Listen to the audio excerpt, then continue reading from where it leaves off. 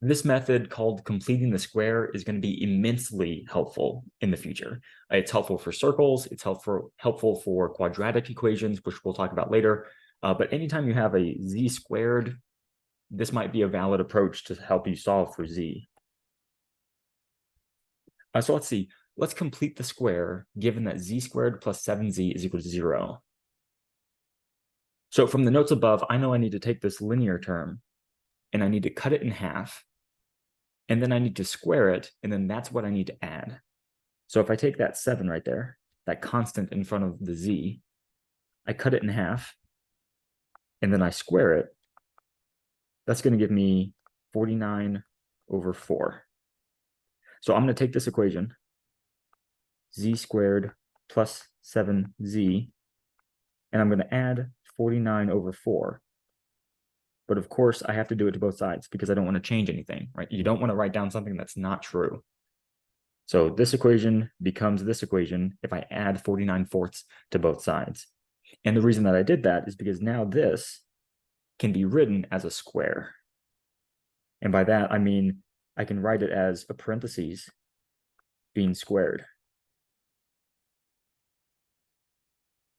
And it turns out what's in that parentheses is going to be 7 plus 7 over 2.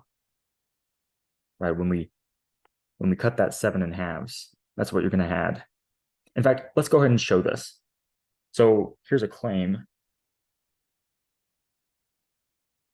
I claim that if I start here, I'm going to end up there.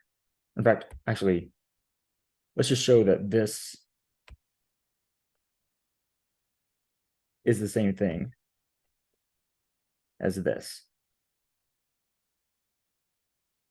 So if I take z plus 7 halves and I square it,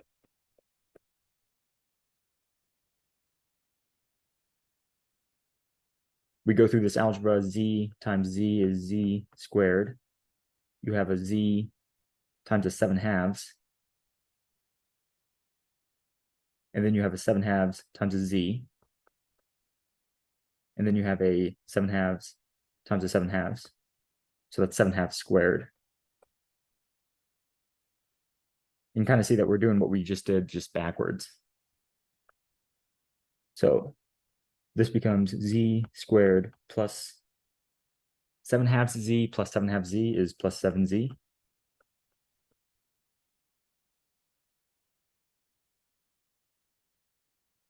So you get the same thing. So by adding the right thing, I can do what's called completing the square, which is rewriting something as a square. And it's going to be really helpful to solve equations later on.